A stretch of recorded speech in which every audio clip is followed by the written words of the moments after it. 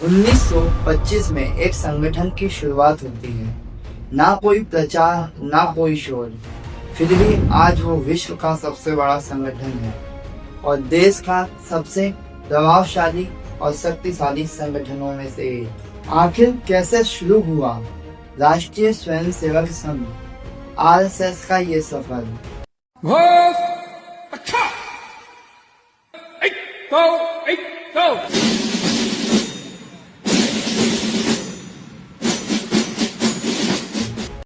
नमस्कार दोस्तों, मेरा नाम है विनायक शर्मा और आज हम बात करेंगे आरएसएस के संपूर्ण इतिहास और वर्तमान तक की सफर के बारे में। राष्ट्रीय स्वयंसेवक संघ, जिसके ऊपर 3 बार प्रतिबंध लगाया गया, लेकिन वह अपने 100 वर्ष अभी वर्तमान में पूरे कर रहा है। आरएसएस की स्थापना 1925 में डॉक्टर केशव बलिराम हेडगेवार ने की थी। स्थान था नागपुर। उनका सपना था एक ऐसा संगठित समाज बनाना जो देश के लिए सदैव तत्पर रहे।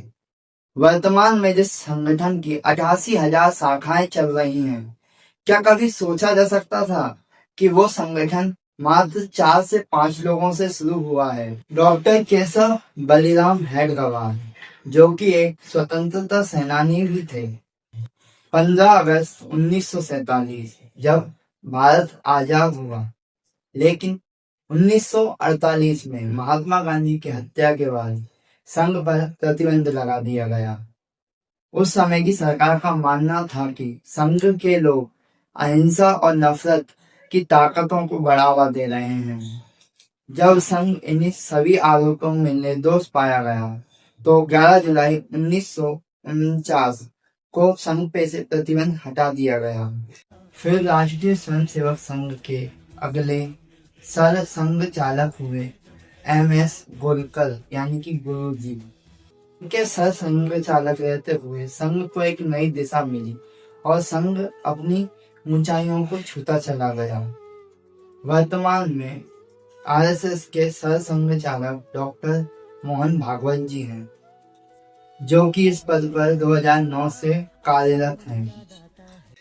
संघ को लेकर एक झूठ पूरे भारत में फैलाया गया है कि वह मुस्लिमों का खुला विरोध करता है। आइए इस बारे में सच जानते हैं कि सच क्या है। सच्चाई तो यह है कि राष्ट्रीय स्वयंसेवक संघ कभी भी किसी जाति, मजहब या संप्रदाय का विरोध नहीं करता। वह सदैव उस कारक का विरोध करता है जो देश विरोधी गतिविधियों में शामिल होती है। क्योंकि राष्ट्रीय स्वयंसेवक संघ का निर्माण तो बस देश की रक्षा के लिए ही हुआ है। जैसा कि मैंने पहले बताया कि डॉक्टर बलिराम हेडगेवार जी चाहते थे एक ऐसा संगठित समाज जो देश की रक्षा के लिए सदैव तत्पर रहे। हमने ये तो समझ लिया कि विश्व का सबसे बड़ा संगठन आरएसएस है, लेकिन ये कार्य क्या करता है, आइए ये और समझते हैं। आरएसएस का पहला और मुख्य कार्य है समाज को संगठित करना और राष्ट्र प्रेम की भावना जगाना।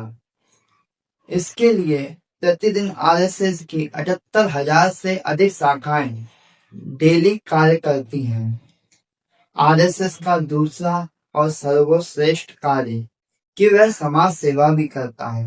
भूकंप, बाढ़ या प्राकृतिक आपदाओं में आरएसएस के स्वयंसेवक सबसे आगे मिलते हैं। इसका उदाहरण है महामारी के समय हम सभी तो अपने घरों में चुपचाप बैठे थे, लेकिन आरएसएस के स्वयंसेवक संघ के कार्यकर्ता अपनी जान को जोखिम में डाल के बाहर लोगों की मदद कर रहे थे, पुलिस कर्मियों का सहयोग भी कर रहे थे। आरएसएस यूं ही इतना बड़ा नहीं हुआ। इतना ही नहीं, आरएसएस के कार्यकर्ता गांवों में जाकर गरीब बच्चों को शिक्षा देते हैं, वो भी बिल्कुल निःशुल्क। और भी न जाने ऐसे कितने कार्य हैं जो आरएसएस करता है। आरएसएस सदैव एक बात कहता है कि अगर समाज संगठित और मजबूत होगा तो देश स्वतः ही मजबूत हो जाएगा। समझते हैं कि आरएसएस अपनी शाखाएं क्यों लगाता है। आरएसएस की शाखा लगाने का एक सिंपल सा मोटिव है। दरअसल शाखा आरएसएस का सबसे महत्वपूर्ण हिस्सा है। यहीं से नए स्वयंसेवकों का निर्माण होता है और यहीं से संगठन की असली शक्ति बनती है। शाखा में लोग रोज मिलते हैं, जहां योग, व्यायाम और नए नए के शारीरिक खेल खिलाए जाते हैं।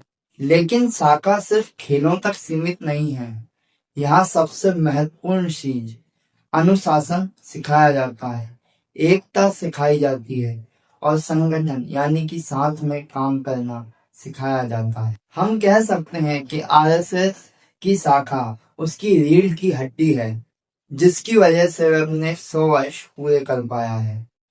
वर्तमान में आरएसएस एक संगठन मात्र नहीं है, ये एक राष्ट्र प्रेम की भावना बन चुका है, जो एक मजबूत राष्ट्रवादी विचारधारा के रूप में कार्य कर रहा है। देश और विदेश में लाखों ही नहीं, करोड़ों से भी अधिक स्वयंसेवक इस आरएसएस से जुड़े हुए हैं। एक छोटा सा समूह जो आज विश्व का सबसे बड़ा संगठन बन चुका है।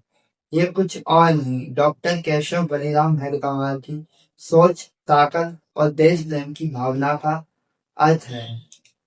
आरएसएस का एक परिवार भी है, जिसे संघ परिवार कहा जाता है, जिसमें 50 से अधिक संगठन आते हैं।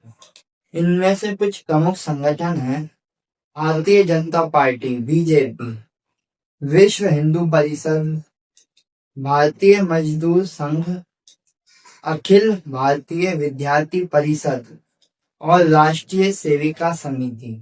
ये कुछ मुख्य संगठन हैं जो आरएसएस का हिस्सा है। उम्मीद करता हूँ आपको जानकारी पसंद आई होगी। अगर वीडियो पसंद आई हो तो वीडियो को लाइक कर देना, चैनल को सब्सक्राइब कर देना और किसी अन्य प्लेटफॉर्म पे देख रहे हो तो फॉलो कर लेना, क्योंकि आपका एक लाइक, फॉलो और एक सब्सक्राइब हमें ऐसी अनेक वीडियो बनाने की प्रेरणा देता है। जय श्री राम, भारत माता की।